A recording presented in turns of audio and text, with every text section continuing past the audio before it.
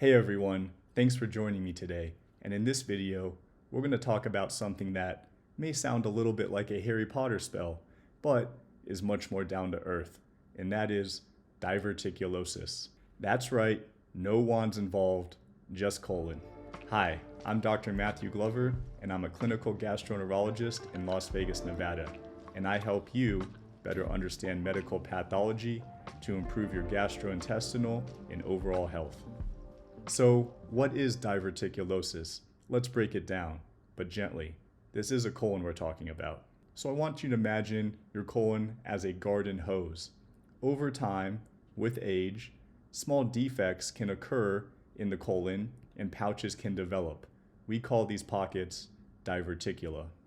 Once you've got a few of these diverticula hanging out, it's at that point in time we call the condition diverticulosis. As an important note, diverticulosis is for the most part harmless. You can be walking around right now with many pockets in your colon and be completely asymptomatic. Kind of think of it as Airbnb, but for your colon. How common is diverticulosis and why does it occur? I want you to keep in mind something that we call the rule of tens, and that is there's a 10% prevalence per decade of life as applies to diverticulosis. Prevalence is a medical term that refers to the amount of population that has a specific condition at any point in time.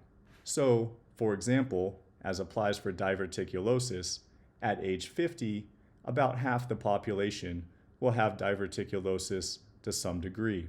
At age 80, 80%. But why does diverticulosis occur? The primary factor is inadequate fiber in the diet. If your diet consists of more drive-through than fiber, that's going to be a problem. Aging is also a risk factor for diverticulosis, and the colon, like other organs in the body, grows weaker over time and more pockets tend to occur. In addition, a lack of exercise, obesity, and genetics also play a role. So yes, to some extent, you can thank grandma for that diverticulosis that was found on your colonoscopy.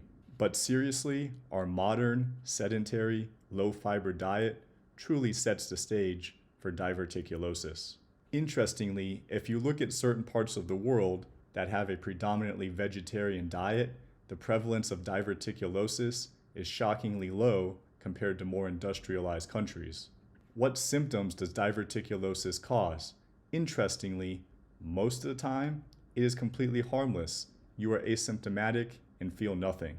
However, some patients may complain of cramping, bloating, or your bowels may play a game of, guess what consistency I'm going to be today?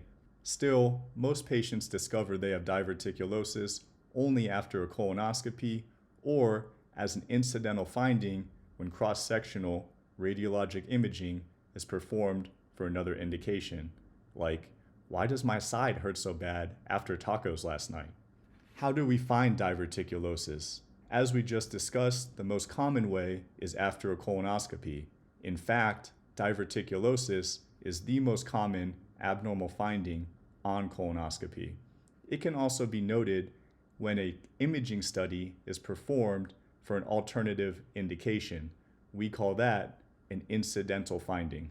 If your doctor tells you that you have diverticulosis, it's okay. Relax. Take a deep breath. It's simply your colon's way of saying it's been under a lot of pressure these last few years and it would like a little bit more fiber in your diet. Now, here's the million-dollar question. What do we do about diverticulosis? And the answer to that is simple. Eat more fiber. That's the punchline. That's it. Think of fiber as the colon's personal trainer. It helps bulk up your stool, keep things moving, and reduces pressure in the colon so that new pockets do not form. But where do we really find fiber? Think of things like whole grains, fruits, vegetables, legumes. All of these are terrific and are sorely lacking in the Western diet. Basically, everything that we ignored in the cafeteria as kids. You want between 20 to 30 grams of fiber per day. If you're starting from zero, that may seem like a lot. But go slow, adequately hydrate, and pro tip, don't start this the night before a road trip. Other lifestyle modifications that can prove beneficial include daily exercise, adequate hydration, shoot for at least 2 to 3 liters of water per day. And also, stop straining on the toilet. Your colon is not a vending machine. Stop pushing it for results. A general rule of thumb is that if you're getting enough fiber and water in your diet, the bowel movement should be little straining and little to wipe. And about that old myth that if you have diverticulosis, you should not eat nuts, seeds, popcorn, that's been debunked and disproven. So eat that trail mix. Your colon approves. As an interesting note, the next time you indulge in some popcorn, take a look at the nutrition facts. Popcorn is actually one of the highest fiber foods out there. So when should we be worried? When does it get serious? Let's talk about the potential complications of diverticulosis. The most common complication we see is called diverticulitis. Whenever you hear the suffix itis attached to a word in a medical context, this implies inflammation. Therefore, diverticulitis is inflammation or infection in one of these pockets. Diverticulitis typically presents as nausea, fever, and left lower quadrant pain. The pain is typically on the left because that is the distal-most part of the colon, i.e. the sigmoid colon, and it is the sigmoid colon that diverticulosis most commonly affects. Mild cases of diverticulitis can typically be treated with a simple course of antibiotics and rest. However, complicated diverticulitis can occur.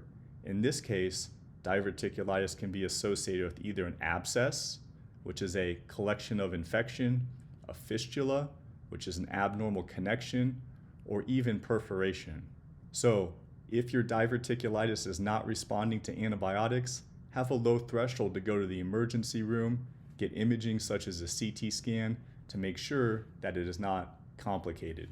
Another important point to bring up is that a gastroenterologist will always recommend a follow-up colonoscopy after an episode of diverticulitis. This is because, believe it or not, it is very difficult to distinguish through radiologic imaging, i.e. a CT scan, colon cancer versus diverticulitis. Studies show that there is a very small, maybe 1 to 3% chance that colon cancer may be actually masquerading as diverticulitis. This is why it is imperative that you get a colonoscopy in the weeks following an attack of diverticulitis unless you've had one in the recent past. Another potential complication of diverticulosis is a diverticular bleed. Recall that diverticulosis, these pockets, tend to occur at sites of weakness in the colon wall. Interestingly, these sites of weakness are usually where the blood vessels feed the colon. For that reason, it's not unusual to have blood vessels inside the pockets and they may bleed. A diverticular bleed typically presents with large amounts of bright red blood per rectum, and if this occurs, it's important that you go to the emergency room right away. Treatment for a diverticular bleed will likely entail blood transfusions, a colonoscopy, in an attempt to find the bleeding diverticula and treat it, or even interventional radiology assistance or surgery. So, how do we keep our colons from developing diverticulitis and these nasty complications? Here's your survival kit. Number 1 is fiber. Make it your new best friend. 25 to 30 grams per day. Number 2, adequate hydration. Shoot for at least 3 liters of water a day. Finally, try to exercise daily. This helps prevent obesity and diverticular complications. A happy colon is a healthy colon. Treat it right, and it will not surprise you with any pouch parties. So, to sum up, diverticulosis is very common, and it's not a death sentence. Take care of your colon, nurture your microbiome, increase the fiber, increase the water. And if you think any of these diverticular complications are occurring to you, go to the emergency room. Don't get on TikTok at 2 a.m. Thank you for taking the time to watch this video. May your bowel movements be regular, your stools well formed, and your colonoscopy results unremarkable. If you have any questions, feel free to ask in the comments below. Otherwise, I will see you in the next one.